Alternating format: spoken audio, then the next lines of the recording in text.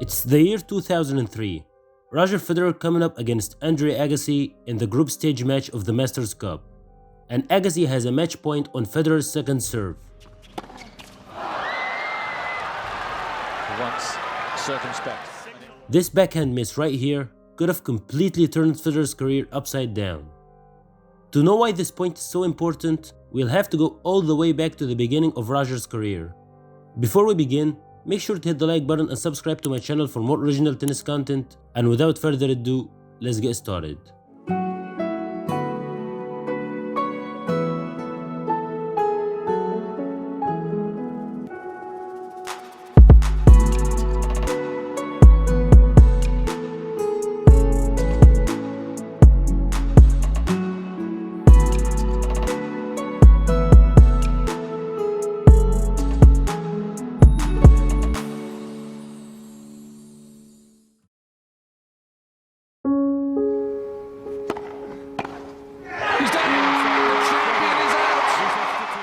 22 years ago, the international breakthrough of Roger Federer came at the Wimbledon Championships in 2001, when the 19-year-old Swiss faced the four-time defending champion and all-time Grand Slam leader Pete Sampras.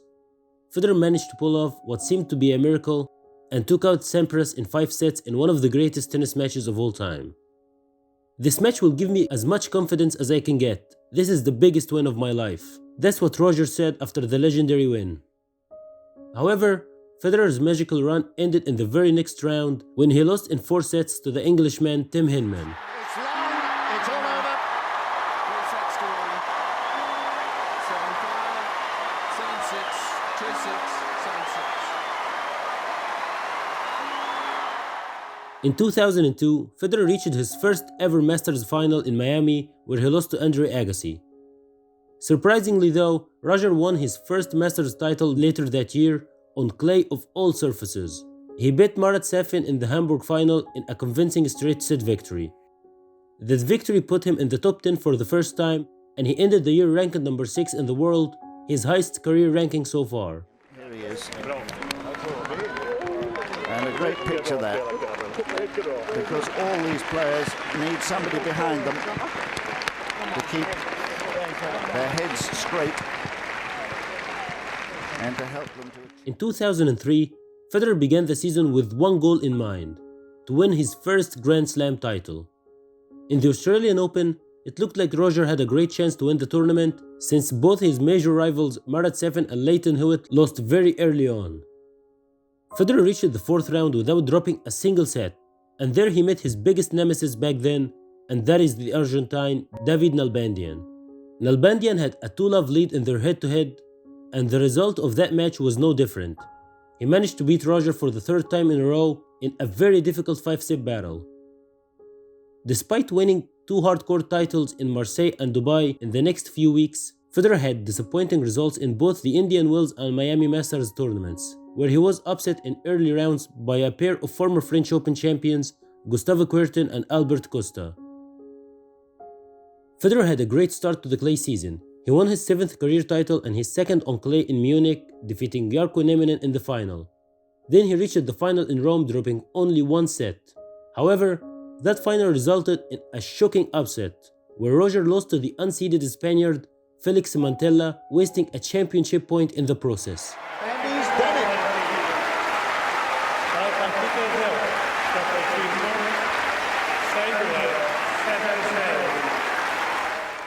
And in the Hamburg Masters, the final tune-up before the French Open, Federer was defeated in the 3rd round by Australian Mark-Philippe Poses.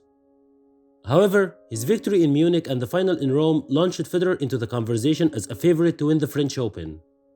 Roger, seeded number 5, was determined to prove himself after losing in the 1st round the year before. This time, his opponent in the 1st round was Lois Horna of Peru, who ranked number 88 in the world. Federer started the match well, leading 5-3 in the 1st set. Then he completely collapsed and lost the match in straight sets. Roger committed an astounding 82 unforced errors, and after the match he said, "I don't know how long I'll need to get over this defeat. A day, a week, a year, or my entire career." First round, 2 years in a row. And he's got lots to think about as he leaves the court. However, Federer began the grass court season in a great fashion. He won his first title on grass in Halle and entered Wimbledon as the 4th seed. Most people considered him the 3rd favorite to win the title, behind only Americans Andre Agassi and Andy Roddick. Federer was cruising through the tournament as he reached the semi-final, dropping only 1 set. His next opponent was the American favorite Andy Roddick. Everyone expected a blockbuster, but Roger had other ideas. He destroyed the American in straight sets and became the first ever Swiss man to reach the finals of a Grand Slam tournament. Well, he saved the emotion for the end. 6-3, 6-3. And in this battle of nexts, it is the Swiss whose precision takes him to the finals. In the finals, Federer faced Mark Philippoussis, who had defeated him earlier in the year at Hamburg. However, Roger proved he possessed the quality of a champion and rose to the occasion, delivering one of the most magical performances to win his first ever Grand Slam title. Roger Federer goes to his knees, this time as a Wimbledon champion. It's an absolute dream for me coming true, and I was always joking around when I was a boy. I'm gonna win this, and now I have it.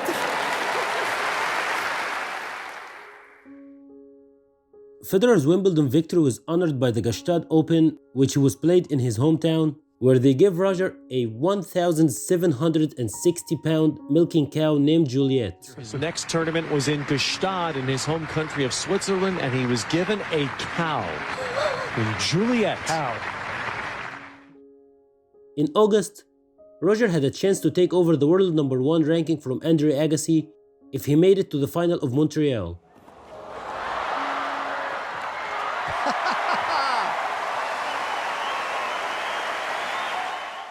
However, he lost in the semi-finals to Andy Roddick in an extremely tight match that ended in a final set tiebreaker. It's out and it's all over.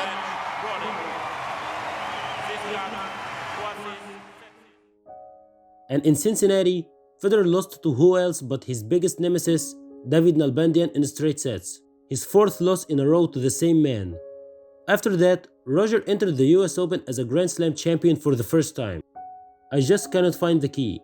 No matter what I try. This is what Federer said after a 5th straight loss to the Argentine.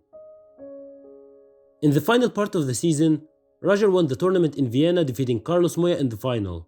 However, he failed to reach the finals in his home tournament of Basel and the Master Series tournaments in Madrid and Paris, with losses to Ivan Lubicic, Juan Carlos Ferrero, and Tim Henman. Now we have reached the final tournament of the season, the Tennis Masters Cup held in Houston. Federer entered the tournament as the 3rd seeded player. In the group stage, Roger had an incredibly complicated lineup of opponents. Number 1.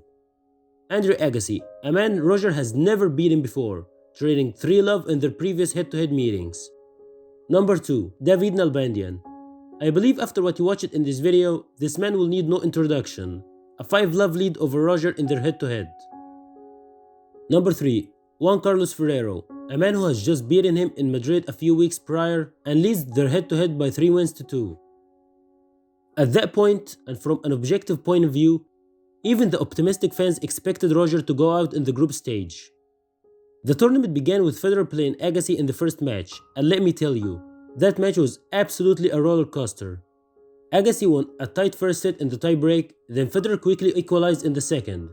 Roger was serving for the match at 5-3 in the third, but Agassi managed to break back and they reached the tiebreak, with Agassi having a match point on Federer's second serve. It's match point for the American. Can't really believe Agassi missed that second serve return. I don't think. Then another match point, but this time on Agassi's serve. And finally, after saving 2 match points, Federer managed to win this epic match in an incredible fashion. It's in. Yes, he's made it. Federer triumphs.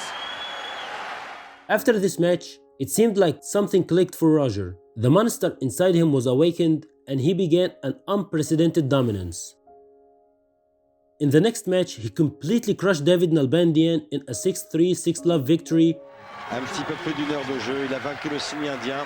Il avait perdu 5 fois son 5 matchs face à un Albandian. And Ferrero's fate was indifferent as Roger crushed him as well in a 6-3, 6-1 victory.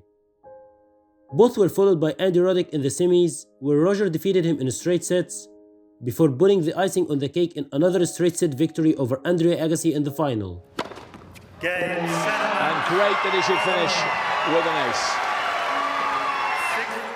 Federer ended the season as world number 2, only 160 points behind Andy Roddick, but at that point, it became clear that no one will be able to stop this man from dominating the sport for the years to come.